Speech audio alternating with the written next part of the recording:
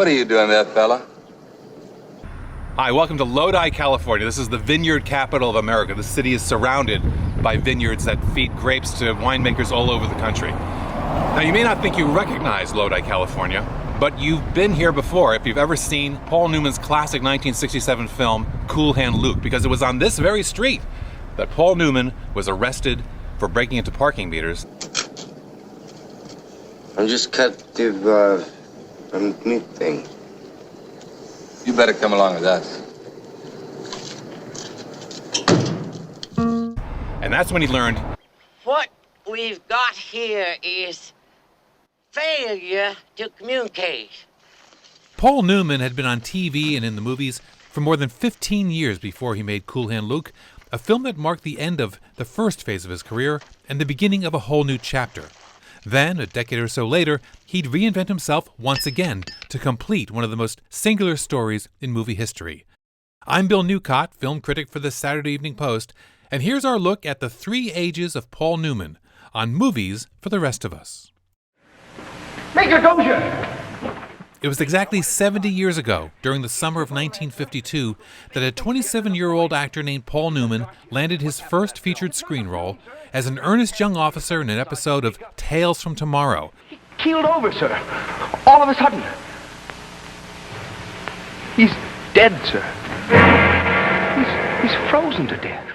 In a cast of aging B-list actors, it wasn't hard to take notice of Newman. Even in fuzzy black and white, those blue eyes made him a standout. Within 2 years, he was starring in his first big-screen role, playing a conflicted Greek sculptor in the widescreen spectacle, The Silver Chalice. But with the face of Jesus, I failed. This was Newman's blue-eyed Adonis era, a period when his stage-trained acting chops were seldom challenged. Newman could have simply coasted by flashing those astonishing eyes of his. Still, in occasional roles in films like Cat on a Hot Tin Roof and Somebody Up There Likes Me, Newman hinted at the astonishing versatility he was capable of. How can you ask me to go in a courthouse building? That happens to be where people get married. Well, being in courthouses makes me be uncomfortable, definitely. He is great. And much to the surprise of those who might have gone to see The Hustler thinking it was a Jackie Gleason movie, Newman stole the film as the slick, up-and-coming pool shark, Fast Eddie Felson. That stroke. It's like he's playing a violin or something. It was in Cool Hand Luke that Newman took that boyish persona that had sustained him for 15 years and turned it on its head. He threw himself into the gritty realism of the film, sweating and straining for days at a time, playing a small-time crook chafing against authority on a Florida chain gang. Of course, Cool Hand Luke was filmed not in Florida, but in Lodi and nearby Stockton, California. So determined was director Stuart Rosenberg to capture the sweaty, blistering life of a chain gang that he actually filmed his cast and crew paving a mile-long stretch of highway for the county. After Cool Hand Luke, movie fans never looked at Paul Newman quite the same way. It was the beginning of the seen-it-all, done-it-all phase, playing guys who had nothing to prove, yet who ended up proving themselves anyway. What's the matter with you? I can't swim!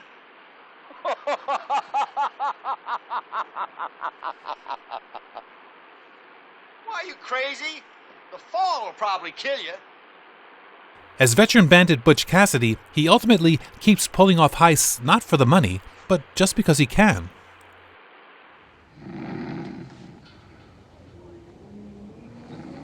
The great Henry Gondorff. His boozing, burnt-out gambler Henry Gondorff dusted himself off long enough to pull off a super scam in The Sting. Glad to meet you, kid. Luther said I could learn something from you. I already know how to drink. And as Reggie, the washed-up hockey player in Slapshot, Newman was a suitably bad example to the young guys, cussing and roughing it up with the worst of them.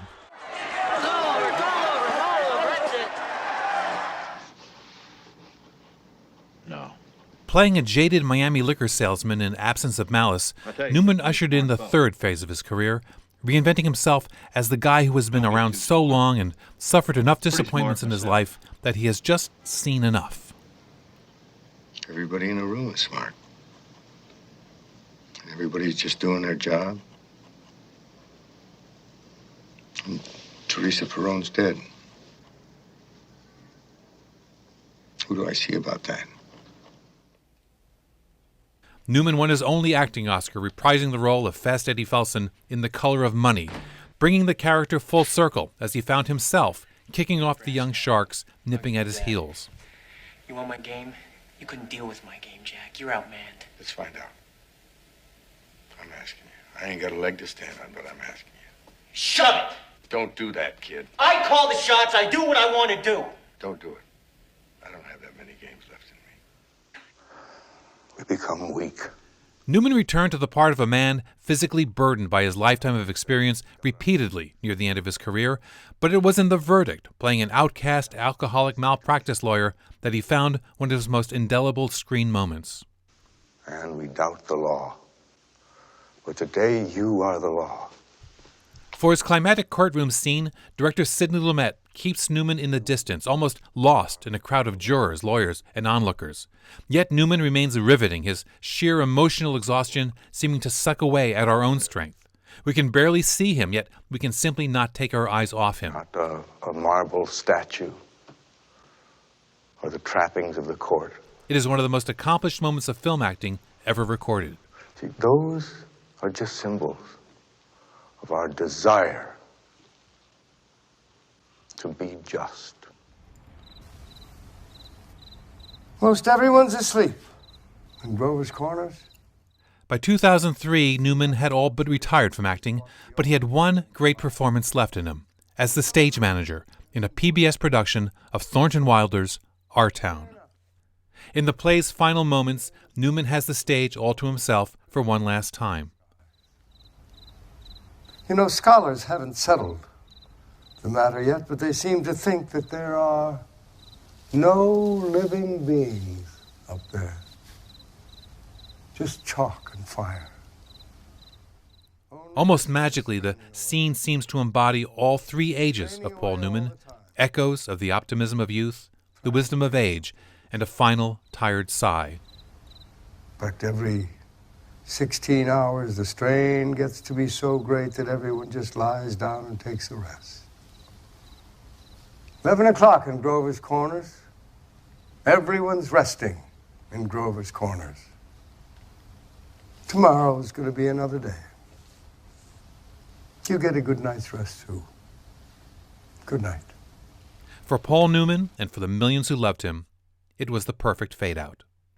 I'm Bill Newcott.